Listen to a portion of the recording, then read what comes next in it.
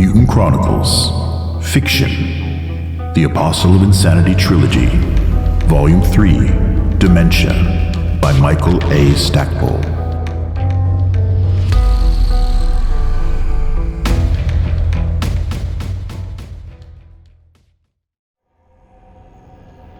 Chapter 26. Lieutenant Julia Alvarez kept the Skyray screaming along barely 100 meters off the Red Planet's tortured landscape. In our approach, which had taken us down over the South Pole and then brought us in using the Sumerian Mountains as cover, she kept the flying wing at 500 knots. Even at that speed, the trip from San Dorado took 7 hours, and twice required refueling in the air. We'd gotten no warning from the hostile threat assessment systems, which meant we might have surprise on our side. But the biggest surprise lay beyond the mountains, at the north edge of the Sumerian desert, as we came up and over the plateau, where Carl and I had sipped wine and discussed my mental health. I saw enough to confirm why he had chosen to put his private hideaway here. The plateau provided him with an unobstructed view of Martian landscape. Twisted, pitted, and scorched as it had been by nature, it possessed a majesty that Luna's city-gray landscape and even the Venusian jungles could not match. At the far edge of the plateau, I saw why Carl had never updated his simulation. 50 kilometers ahead, a fetid wound stained the black planet's red flesh. Citadel towers, all full of barbs and spikes, pierced the landscape like a toxic weed. Even at this great distance, the general shapes reminded me of the shadowed chambers in the Larkspur, and I shivered. Closer to us, literally at the base of the plateau, 5 kilometers downslope, Eternal Vigilance defiantly thrust its towers into the air. Fires burned around the chapel as if it were an idol to which the offer of sacrifices was appropriate. The compound, which was marked by remnants of barbed wire fences entangled around bestial corpses, had been seeded with bodies. Some buildings burned, others sagged in on themselves. Circles of destruction showed where the defenders had put up resistance, then had fallen back as the Dark Legion pressed them harder and harder. Mitch, I think they're in the chapel already. No visuals of defenders on the ground. Roger, Julia. Mitch looked at the rest of us from within his heavy armor. Stay with your team. Spread out, but support each other. White and green teams will watch our backs. Red and blue go straight for the chapel. Purple, get ready to direct traffic inside. The transfer to vertical traverse mode started the Skyray vibrating, but the Capital soldiers appeared not to notice. Hunter had divided his people among 3 teams. Green and Red had 3 each, and Wendy Levine had been added to Purple Team with the 2 Brotherhood representatives. Ash and Jan and I made up Blue Team, while Yojimbo, Pam, and Lane were White Team. Jeff Taylor, Alvarez's navigator and gunner, counted off seconds to touchdown. 3, 2, 1, rear hatch descending, go. We hit a bit of a bump, then poured out the back end of the aircraft. Running as fast as I could, I broke left and joined Jan and Ash, hunting up cover. My heavy armor slowed me down a bit, and the helmet's faceplate restricted my field of vision ever so slightly, but dropping into a war zone without it would have been suicidal. Behind us, Julia took the plane vertical as the hatch closed, then shot off back toward the south. She was going to orbit the base and come back when we called, if we called. She and Jeff would also use the rockets mounted beneath the Skyray's wings to keep Dark Legion aircraft off us. Strafing runs might drive back Dark Legion ground troops, but if we found ourselves in a position where we required that sort of ground support, we knew we were in serious trouble. Clouds of smoke drifted across my field of vision, but the computer flashed infrared data images into my eyes to show me what was beyond the clouds. Bodies and puddles of viscous liquids predominated. The company of Brotherhood troopers stationed at Eternal Vigilance had sold their lives dearly. Everywhere at their machine gun nests and at the edge of the moat surrounding the chapel itself, Dark Legion bodies lay heaped in leaking piles. Moving forward, we followed the Dark Legion's line of advance. As we grew closer to the chapel, the numbers of bodies increased, both among defenders and attackers. At one point, the still smoking ruin of a vehicle lay surrounded by body parts and ruined buildings. Mitch shook his head. Suicide bombing by a defender. Legion must have been Masson. Scythia's voice purred coolly through the radio. The faithful will do anything to prevent the defilement of the chapel. The fact that more Dark Legion bodies sprawled over the wide steps leading to the hollow doorway in the Gaudfan Tower meant the defenders had not succeeded in stopping the Legion. Sprinting closer, I began to hear sounds of gunfire from within the chapel itself. At the base of the steps, I waved Ash forward, and Hunter likewise brought Ted Halston up. We followed in their wake and entered the world of some nightmare godling's vision of hell.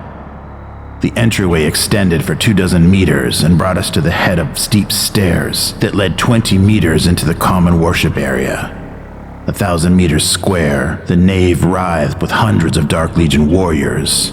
Razids dotted the roiling ocean like islands in a stormy sea.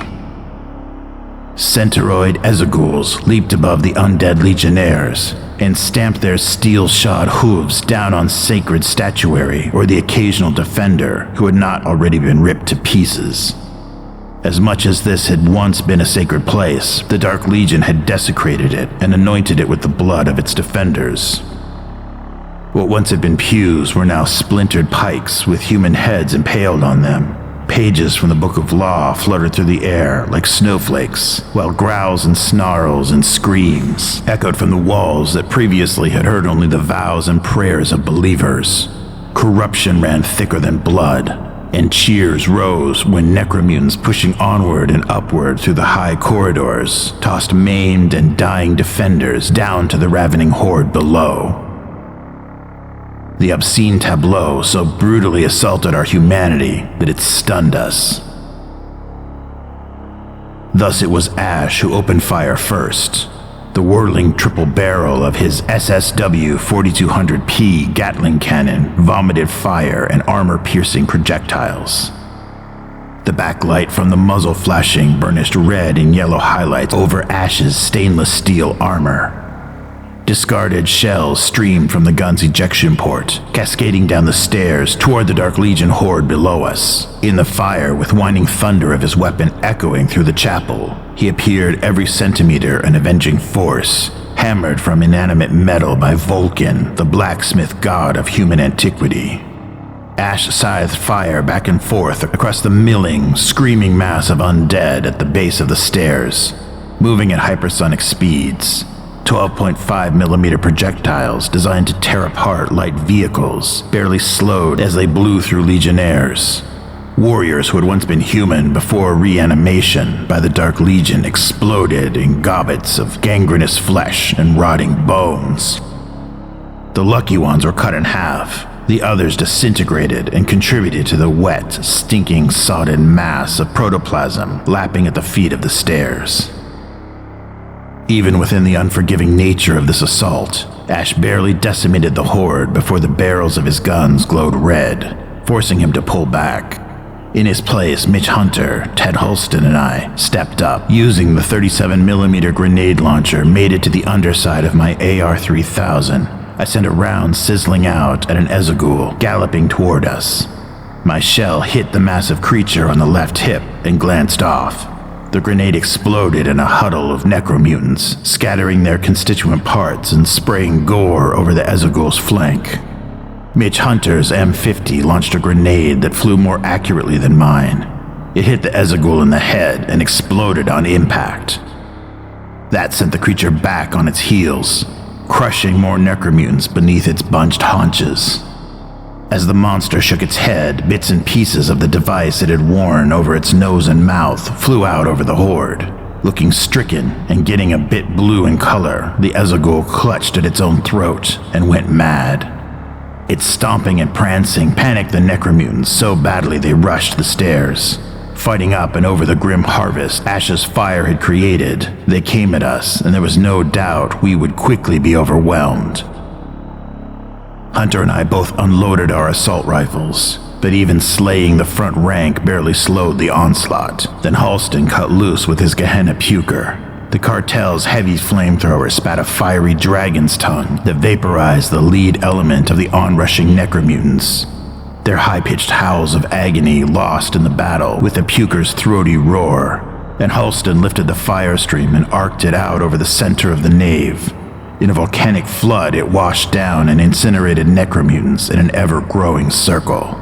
The Dark Legion forces returned fire at us, but their small arms, rifles and submachine guns mostly, had difficulty penetrating our heavy armor. Bullets ricocheted off my armor's broad shoulder pads and squat helmet, sounded like popcorn exploding in a battered tin pot. The sheer force of the return fire did drive me back, and I felt pain as a bullet fragment found chinks in my armor, but the computer quickly dampened my pain sensations.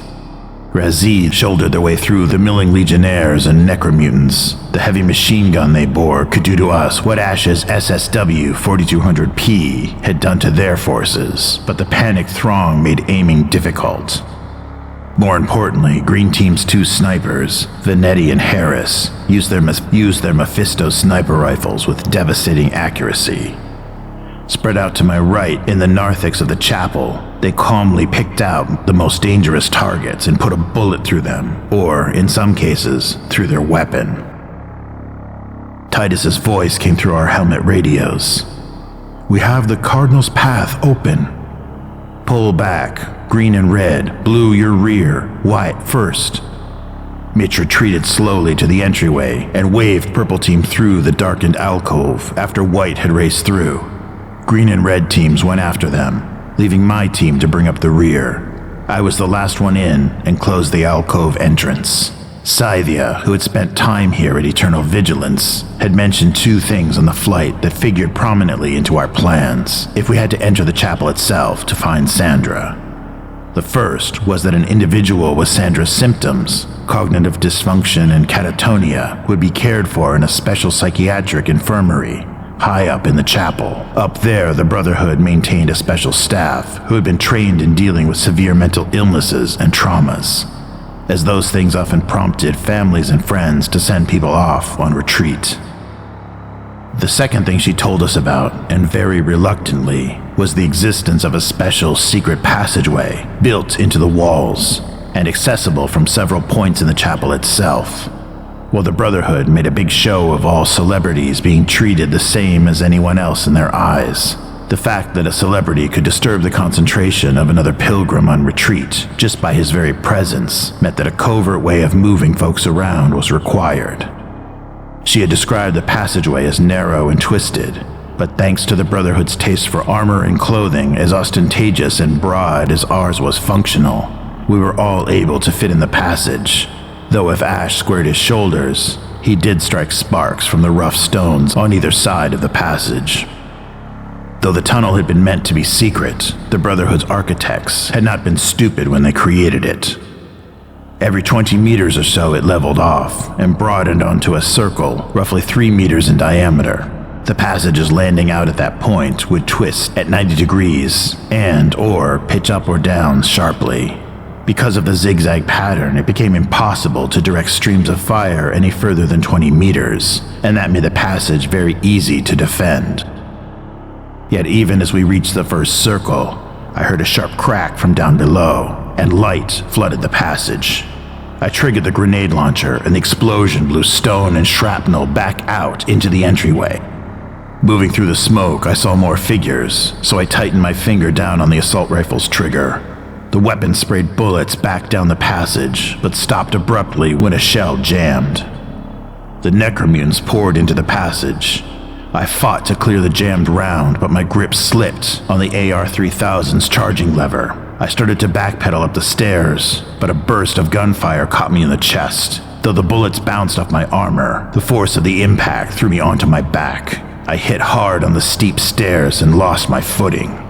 My armor, unyielding and rigid to protect me, angled to deflect projectiles and shrapnel, offered me no purchase on the stairs. As helpless as a turtle flipped onto his back at the top of an icy slope, I started to slide. Picking up speed, I bumped my way down to the horde of Necromutants, eagerly awaiting me below. Mutant Chronicles, Fiction: The Apostle of Insanity Trilogy, Volume 3, Dementia, by Michael A. Stackpole. Chapter 26. End.